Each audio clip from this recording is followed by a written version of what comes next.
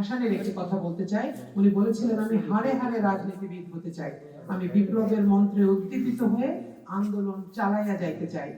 এবং হাবিলদার রজব আলীর কথা আমরা জানি, হাজী শরীয়তুল্লাহর কথা আমরা জানি।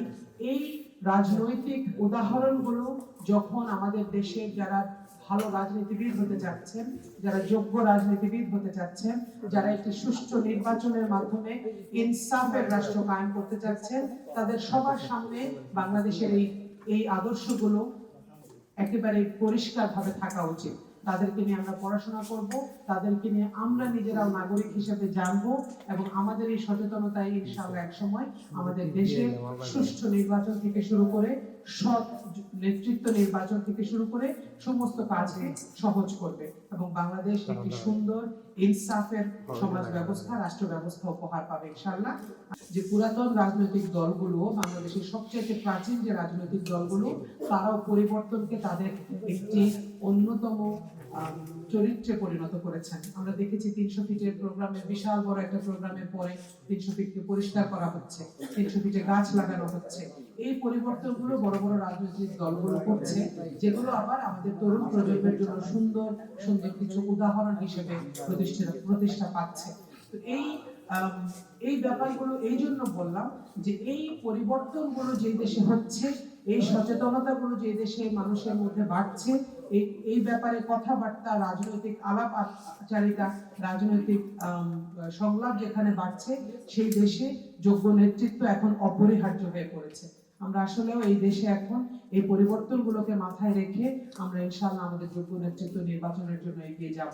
আমরা খুব অধীর আগ্রহে অপেক্ষা করছি যে নির্বাচন আমাদের আসছে, সেই নির্বাচনে আমরা খুব সুন্দরভাবে আমাদের প্রত্যেকের যার যার এলাকার পছন্দের যোগ্য নেতৃত্ব নির্বাচন করতে পারবো। আমরা জানি জুলাই সনদ আমাদের জন্য আরেকটি মাইল ফলক। জুলাই সনদে যে পরিবর্তনগুলোর কথা বলা হয়েছে, যে যুগান্তকারী প্রস্তাবগুলো জুলাই সনদে এসছে, এইগুলো যেমন একটা দুটো যদি একটু বলতে চাই আমি, এক্ষেত্রে কালো টাকা সাদা করার ব্যাপারে যে কথাগুলো এসছে জুলাই সনদে, এই কথাগুলো এত বলিষ্ঠতার সাথে, এত সাহসিকতার সাথে বাংলাদেশের কোনো রাজনীতিবিদ এর আগে বলতে পারেন না। প্রধান বিচারপতি সিলেকশন থেকে শুরু করে রাষ্ট্রপতির ক্ষমার যে এখতিয়ার, এটাকে ন্যারো ডাউন করা হয়েছে জুলাই সনদে, এবং এরকম আরো অনেক, এটা নিয়ে লম্বা কথা বললে অনেক কথা বলা যাবে, এরকম আরো অনেকগুলো খুবই সিগনিফিকেন্ট এবং খুবই ইম্পর্টেন্ট কিছু চার্টার জুলাই সনদে আমরা পাই, যেগুলো বাংলাদেশের রাজনীতিকে ইনশাআল্লাহ একটা আমূল পরিবর্তন দেখতে সাহায্য করবে।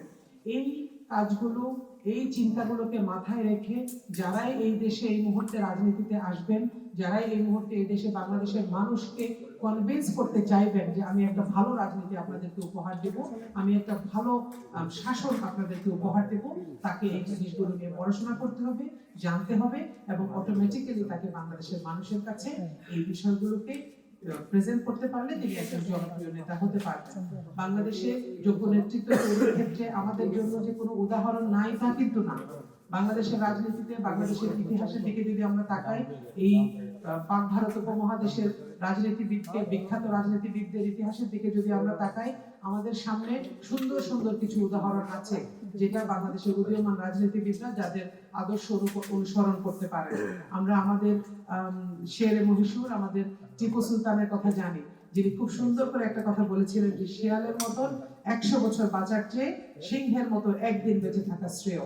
আমরা জানি আমাদের প্রাণপ্রিয় শরীফ ওসমান হাদি এই কথাটা প্রায় বলতেন, এবং উনি বলতেন যে আমরা আমাদের হকের কথা, ইনসাফের কথা এত শক্তিশালী ভাবে বলতে হবে যে এর কারণে যদি আমাদের জীবনও বিপন্ন হয় তাহলে আমরা মরে যাব, কিন্তু আমরা এই কথাটা বলে যাব।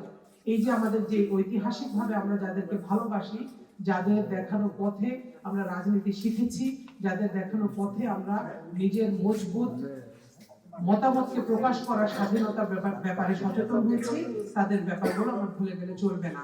আমরা জানি নবাব স্যার সলিমুল্লাহ, যাকে এই ঢাকা শহরের প্রাণ পুরুষ বলা হয়, তার অবদান, তার শিক্ষা ক্ষেত্রে এবং সত্যিকার ভাবে একটি শহরকে উন্নত করার জন্য যে যে জায়গায় স্যার সলিমুল্লাহ কাজ করেছেন, সেগুলো আমাদের দেশের তরুণ প্রজন্মের জন্য উদাহরণ হতে পারে। আমি আমার বক্তব্য শেষ করছি। আসসালামু আলাইকুম।